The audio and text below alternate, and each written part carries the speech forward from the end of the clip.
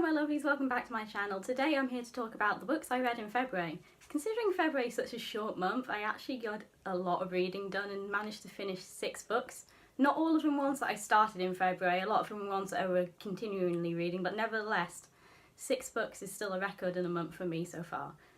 And it does mean that I've actually filled in my first shelf of my books read bullet journal page. The first book that I finished in February was Heir by Sarah.J, which is a continuation of the Throne of Glass series, 3rd or 4th book depending on whether you count the Assassin's Blade. I absolutely loved this book, I was completely addicted to it. If you watch my January reads video, which don't because it's awful, I claim that this book is the book that got me into reading again after a horrible reading slump, and it definitely is. What I love about this book is that we find out so much of the backstory about the characters that we already love, like Selena. We have the introduction of new characters like Rowan and Manon, who are so good. I love them both.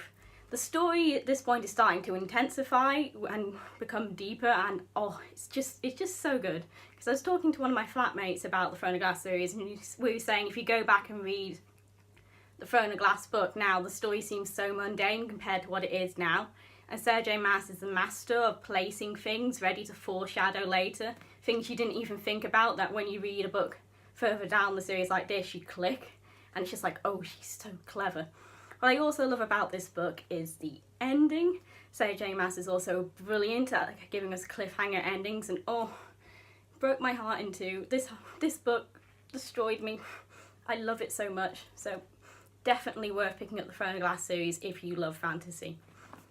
The next book I finished was Sematary by Stephen King, and another book that I absolutely love and gave 5 stars to. This is a book that had been on my currently reading for a long time because I picked it up at Halloween wanting a spooky read, not realising that university has quite a big workload and it got in the way of me actually finishing the book on Halloween. I absolutely love this. It's definitely a slow burn horror book, and it's about resurrection of pets and other things. It's so good. It has one massive plot point which just, when I read it, it was mind-blowing. And the ending, again, the epilogue of this is so good. Stephen King wrote it so well. I also know that this is being turned into a movie coming out in a couple of months, I think, and I'm interested to see how they adapt it, because this is a slow-going book. Not in a bad way, it's really good at building up tension. You forget that this is a horror and that these horror elements are going to happen at some point in the book. Looking at the trailer, I can already see that they've changed things from the book, which is understandable, being able to fit this massive narrative into a film's space of time. One of the things I've noticed is the exclusion of the character of Norma, which I can completely understand, and the swapping of Gage in Ellie's role, which again is also a filming issue because of just how young Gage is and the things he has to, well, a version of him has to do in this book. So I'm excited to watch the movie, and I really enjoyed this. I've never picked up a horror book before. I've always read things that have spooky elements, and I really enjoyed this and definitely wanted to get reading more Stephen King. Next book on my currently reading list that I finished this month was Norse Mythology by Gaiman. I picked this up in January because I'm actually doing a Norse literature module right now, and I thought it'd be good background reading, but again, university workload gets in the way of doing other reading, so I eventually finished it this month. I found it good. It was had good information in it, but the writing style was a little bit simplistic. It's almost as if you were being read a bedtime story, which didn't fit with some of the graphic things that actually happen in Norse mythology, but nonetheless I could actually see in this version of the mythology where it matched up with the actual literature that I was doing in my module. So I think it's a very good background reading for anybody who wants to know more about Norse mythology and a good introduction into the topic, but I was a little bit annoyed by the writing style of it. There were definitely stories in Neil Gaiman's Norse mythology which I could match directly to the text I was studying at the beginning of my Norse mythology module, which is the Poetic Heder. This is a collection of Icelandic poems that is from round about the year 1000. These are collected in the Codex Regius manuscript, although this version of the text, the Oxford World Classics, also includes in the back poems from the Snorri manuscript, which aren't included in the Codex Regius manuscript. This is a fantastic text to study. It's split up into different cycles. So the first lot of poems is about the mythology, with the source Seir's prophecy, the very first poem referencing Ragnarok. You also have the Odinic cycles about Odin and other cycles like ones about Gudrun. I found this so interesting to read, especially because it directly involves Norse mythology as it was seen from near enough the time.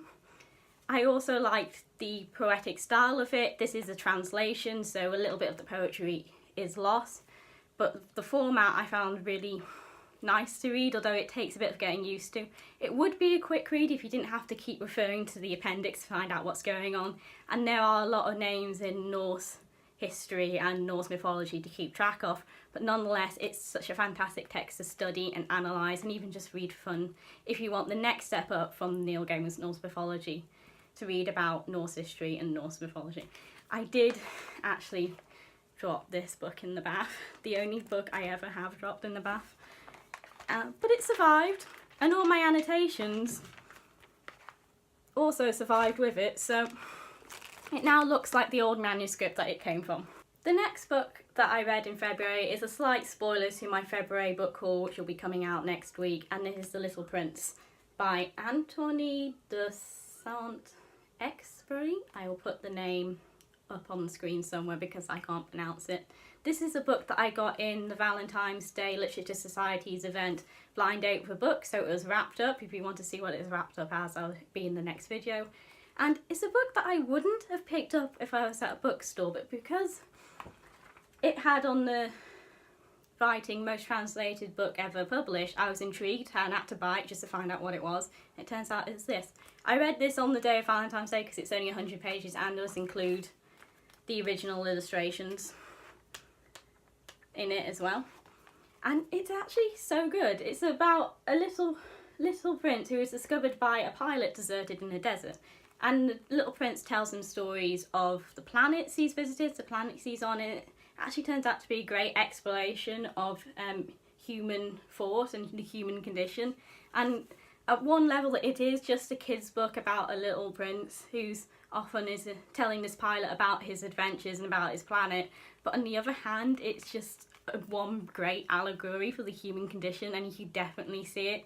I got more essay ideas out of this than out of the one module that I'm meant to be writing an essay on right now. So definitely worth picking up. If you want to read it in other languages, it is the most translated book ever published. Its original language is French, but I was reading the translation by the Wordsworth editions. And yeah, it's just short and sweet, well, short and bittersweet more like, and it really stuck with me. Something about the ending just got to me in a very sad, happy way, and I'm so glad I bought this book now. Right, the last book I read, which is one I actually finished yesterday, is one that I'm so excited to read and so glad that I've actually got to read it, because it is The Wiki King by Holly Black. If you don't know, The Wiki King is the follow-up book to The Cruel Prince, which I read in January, which is also in my January reads, but don't watch it. This is a book that I wasn't intending to read this month because I'm waiting for the paperback version to come back out in UK, and that doesn't get published until August, and I can't deal with series not matching because I've already got the paperback with The Cruel Prince. But my friend Tyler actually lent me the hardback version so I can read the story without actually having to buy it yet until the version I want gets published, and I'm so glad she did because it was so good. As you saw in my January reads video, I thought The Cruel Prince was brilliant with a little bit of the world building I thought could have been better, and this book smooths it out so much. The story is so great. It's about, I can't really say what it's about because it's a massive spoiler for the end of book one, but the power dynamics in this book are what made it so interesting. I love Jude and Carden's relationship and also hate it at the same time in some places, but you'll find that out. And also the fact that each person in this book has their own agenda, has their own power that they're striving for. And I also love the fact that our main character, Jude, is somebody that is after power for herself. I like the fact that we're not got a righteous main character, we've got a power-hungry main character who is also trying to do some good along the way. Roughly what the story from the first book is about, it's about Jude and Taryn, who are twins, who their father and mother were murdered by Maddock, a fairy from the world of fairy in the first book, and they were kidnapped and brought up in the world of fairy. And that's the whole dynamic of mortals in the fairy world. And In this book, Jude fights her way up to power, and the things that happen, there's so many good things that happen, but I can't tell you what they are. It's just, there are characters that I hated from the first book, hated in a good way, meaning they were written well for me to hate them, like Locke, who just get even more infuriating in this. And there's characters that I love, that I just love even more, but also kind of hate after this book. And the ending, oh, the last 20 pages almost had me screaming at the book. It was just, ooh, the twists that happened. In fact, 2 really big main twists happened in the last 20 pages, setting it up for another book, which I hope comes out really soon because I really want to read it. So, if you like high fantasy and if you like Game of Thrones, Throne of Glass, or the Akatar, A Court of Thorns and Roses series, The Cruel Prince and The Wiki King by Holly Black are definitely worth picking up, and I'm so excited that I actually got to read it, and I've actually got to give this book back to Tyler now. So those are the 6 books that I read in February. I would recommend all of them in different ways, and I really enjoyed finding my love of reading in game, all thanks to Sarah.J, Maas and Throne of Glass. And Holly Black's writing has just helped with my obsession with reading so much as well. Right. Thank you for watching, like, comment and subscribe.